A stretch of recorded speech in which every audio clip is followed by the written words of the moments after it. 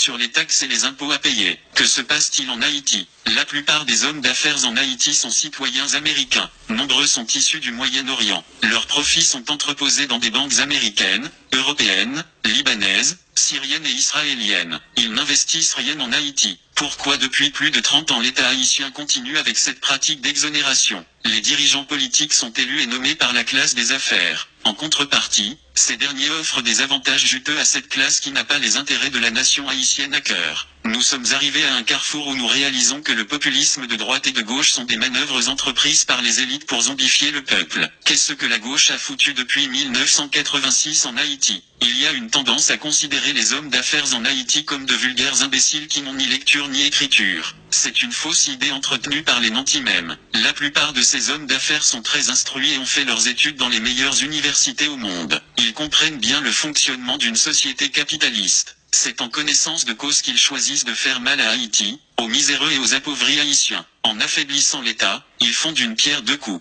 Ils bénéficient des largesses des dirigeants incompétents et inconscients et ils rendent impossible toute tentative de soulèvement et de changement du peuple haïtien. Ils encouragent de faux conflits dans le pays, ils arment des bandits un peu partout pour semer le trouble. Dans tout pays sérieux, quand l'État faillit à sa mission, ce sont les élites qui se réunissent pour restructurer l'État. En Haïti, ce sont les élites qui affaiblissent l'État même. Elles jouent sur la précarité et sur l'ego surdimensionné des gens pour établir un système de corruption qui fait leur jeu. Dans quel pays au monde est-ce qu'une bourgeoisie choisirait de fonctionner dans la crasse? Les hommes d'affaires sont en transit en Haïti. Ils font de l'argent dans le pays, mais leurs investissements sont ailleurs. Ils n'ont aucun intérêt comme des crises cardiaques, des AVC, ils meurent avec leur argent en poche. Le problème avec ces messieurs et dames c'est qu'ils n'éprouvent aucun sentiment nationaliste. Leur maladie est devenue contagieuse puisque la classe moyenne tend à émuler leur comportement suicidaire. Nombre d'Haïtiens ont des médecins privés à Miami, ils envoient leur progéniture à l'école aux États-Unis d'Amérique, en France et au Canada. Même les leaders politiques qui devraient donner le ton rentrent dans ce schéma. Le grand malaise dans tout ce drame est qu'il n'y a pas d'homme debout dans le pays capable de renverser la vapeur. Les intellectuels comme Yuri Latortue,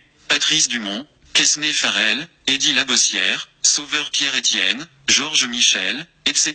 qui auraient pu dénoncer ces manœuvres sont relégués au banc des lâches et des opportunistes. Ils profitent eux aussi du système. Qu'est-ce qui explique qu'un intellectuel comme Quesnay Farrell choisit de ne pas produire des livres pour expliquer les jeunes pourquoi Haïti est pauvre? C'est bien de parler à la radio, mais le devoir d'un intellectuel est avant tout d'écrire pour la postérité, de faire comprendre et d'aider ceux qui peuvent lutter à appréhender le réel. Il y a des dizaines de milliers d'intellectuels haïtiens qu'on aurait pu mettre en cause et blâmer, mais on cite ces noms parce qu'ils sont plus en vue. Comment va-t-on et peut-on sortir de ce carcan? La pensée critique c'est ce qui fait défaut à Haïti, à sa jeunesse et aux militants qui sont prêts à faire le sacrifice ultime. Voilà pourquoi aujourd'hui nous voulons finir avec le palme-épale et nous encourageons ceux qui ont la lumière de la connaissance et du savoir-faire explicite à partager leurs expériences. Nous ne voulons blâmer personne. Nous donnons à tout un chacun la chance de faire peau neuve. Il y a une excuse que certains intellectuels noirs de la classe brandissent à chaque fois qu'un élément de la diaspora les met en cause. Ils disent qu'ils ont choisi de rester en Haïti, malgré tout et que nous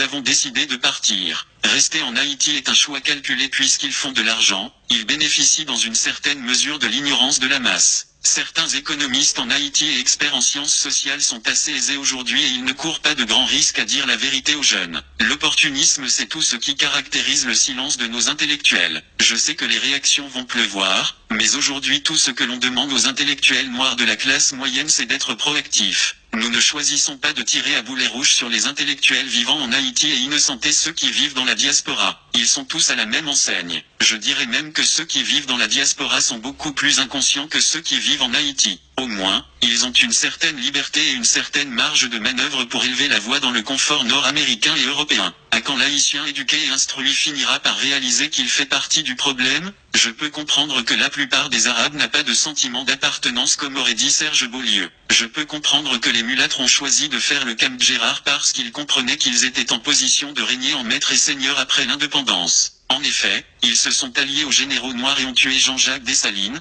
le fondateur de la nation haïtienne 211 après l'assassinat de l'empereur Dessalines. Que peut-on espérer? Nous ne cesserons de le répéter, L'ennemi numéro 1 de la République d'Haïti est l'ignorance, la violence, la peur, la médiocrité, l'égoïsme, la méchanceté, la haine et l'opportunisme. Aujourd'hui, les éléments de la classe des bossals sont aussi coupables que les arabes et les mulâtres qui constituent la classe des nantis. Nous devons avoir le courage de dire que nous sommes les Aignais. Nul besoin de pointeur X ou Y du doigt. Nous sommes tous coupables et responsables de la misère et de la paupérisation de plus de 9 millions d'Haïtiens. Qu'est-ce que nous allons faire pour dénouer ce nœud gordien? Je ne prétends pas avoir toutes les réponses, mais au moins j'agite les questions et je cherche à comprendre. Le président du Sénat Yuri Latortue gagnerait en estime s'il cherchait à savoir à combien s'élève le montant actuel des franchises douanières et des exemptions de taxes et d'impôts octroyés à la classe des nantis. Le secrétaire d'État aux Finances Ronald Décembre devrait bien avoir ces chiffres prêts à partager avec les parlementaires qui disent représenter le peuple. Les économistes et les analystes politiques doivent poser des questions.